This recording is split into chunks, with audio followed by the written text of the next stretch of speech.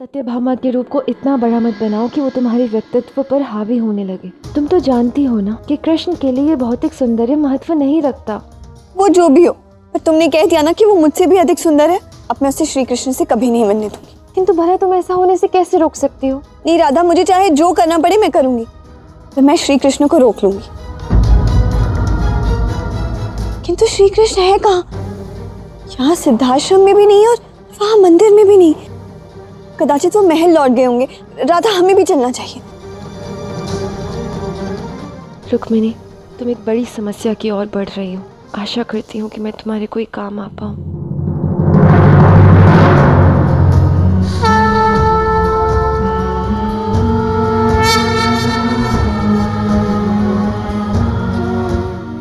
पंडित जी, ये क्या हो रहा है?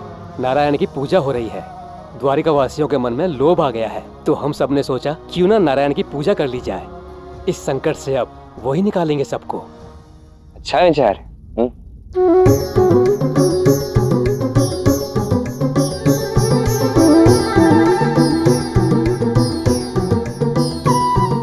पंडित जी, वो क्या है? वो नारायण का प्रिय नैवेद्य, दूध और मधु का मिष्ठान, और भोग के लिए मिश्री माखन भी है।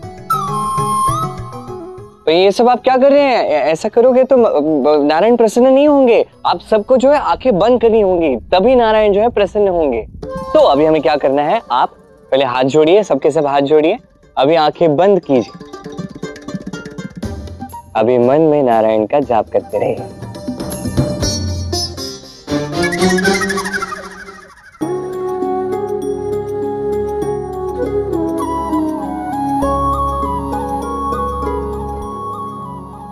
मुरली मनोहर मोहना मुरारी,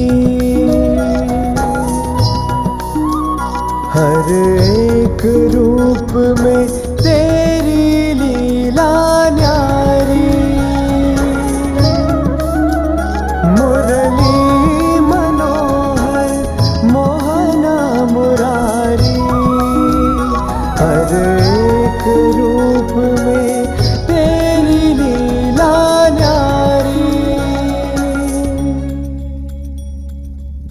हे नारायण, ये कृष्ण माखन के लिए कुछ भी कर सकता है।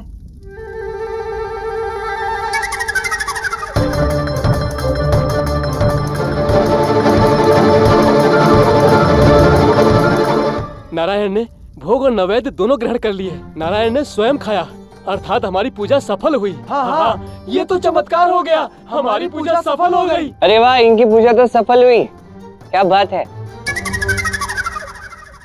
क्या हुआ? तुमने नारायण के पास बैठकर उन्हीं का भोग खा लिया, और वहाँ वो लोग ये सोचकर आनंदित हो रहे हैं कि स्वयं नारायण ने उनका भोग खाया। खाया तो नारायण ने ही है। अच्छा, तुम नारायण हो? हाँ हाँ।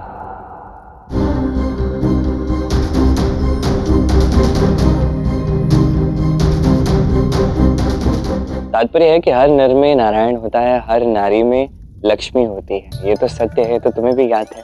द्वारकाधीश तो बन गए हो तुम, किंतु बातें बनानी नहीं छोड़ी। श्री कृष्ण, आप यहाँ हैं और हम वहीं आपकी प्रतीक्षा करते रह गए। वो मुझे लगा कि ध्यान में मुझे अधिक समय लग गया, इसलिए आप दोनों चले गए होंगे, इसलिए मैं सीधा यहीं चला आया। तुम यहाँ जानबूझकर चले आए कृष्ण, ताकि सत्यभामा और रुक्मिणी की भेंट हो सके। वैसे अच्छा ही क्या जो आप यहाँ चले आए। पता है, वहां वो सत्यभामा आई थी आपसे मिलने, और उसका दुस्साहस तो देखिए। मेरे ही सामने वो मुझसे कहने लगी कि वो मुझसे भी अधिक सुंदर है। अच्छा। हाँ, और पता है, राधा ने भी उसके सामने कहा कि वो मुझसे अधिक सुंदर है। राधा ने ऐसा कहा? हाँ। तो सत्य ही कहा होगा, क्यों राधा? वो जो भी हो श्री कृष्ण, किंतु मैं आपकी पत्नी हूँ और मैं आपसे कुछ मांगना चाहती हूँ। जो भी मांगना चाहती है मांगे। रुक्मिणी, जो भी मांग रही हो सोच समझ कर मांगना।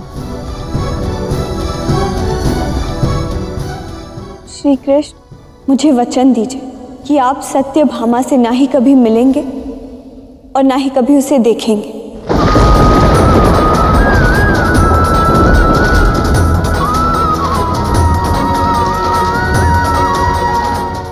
क्या आप सच में यही वचन मांगना चाहती हैं?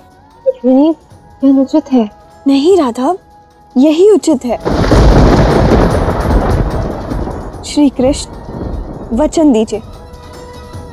मैं आपको वचन देता हूं, जब तक आप स्वयं नहीं कहेंगे, ना मैं सत्यभामा को देखूंगा, ना उससे मिलूंगा।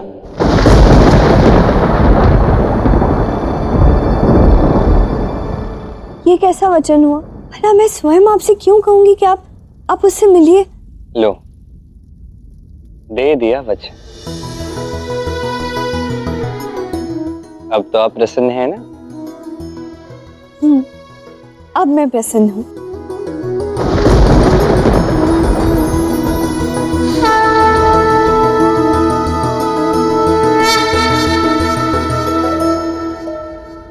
कृष्ण, ऐसा प्रतीत हो रहा है कि रुक्मिणी से बहुत बड़ी भूल हो गई है।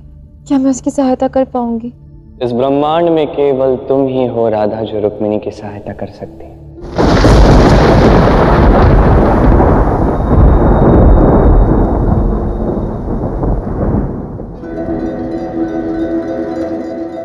आज रात्रि तक इस श्यामंतक मणि की रक्षा करने के लिए मैं आप सबका धन्यवाद करना चाहता हूं। अब तक सत्यभामा कृष्ण से मिल चुकी होगी और कृष्ण ने उसे स्वीकार भी कर लिया होगा।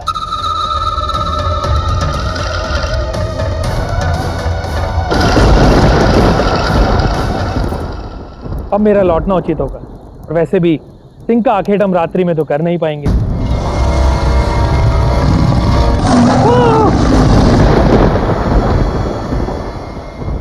इतनी रात्रि व्यतीत हो गई, न तो प्रसेन आखेट से लौटा, ना ही सत्यभामा कृष्ण से मिलकर लौटी।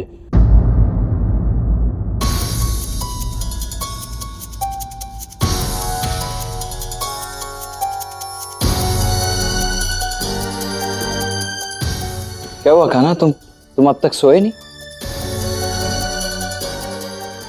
क्योंकि ये समय सोने का नहीं है था। सोने का समय?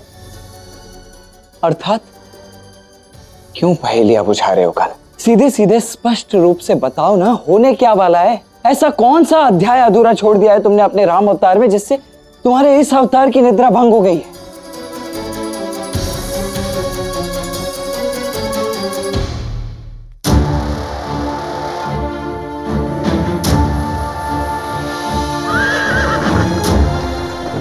रथ रोको। पिताश्री,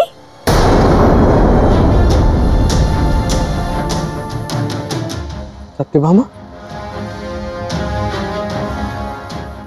कहाँ रह गई थी तुम सत्यभामा?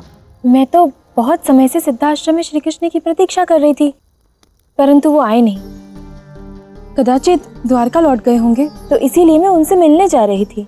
प्रसेन अभी तक आकेट से लौटकर नहीं आया, जबकि उसको 2 पहर पहले आ जाना चाहिए था। मेरे मन में बड़े कुविचार आ रहे, कहीं मणि के लिए किसी ने मेरे भाई की हत्या, कुछ तो अनहोनी हुई है। काका श्री को भर दिया।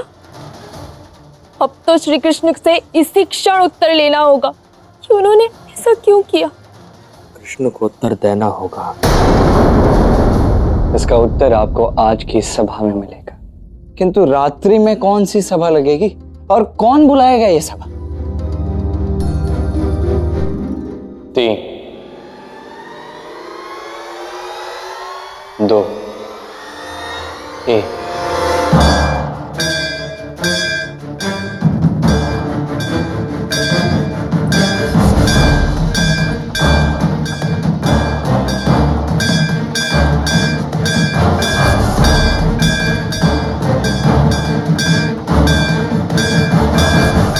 इतनी रात्रि में समस्त द्वारका को कौन जगा रहा है? वही जो ये सभा बुला रहा है। अब आप समझे। चलो।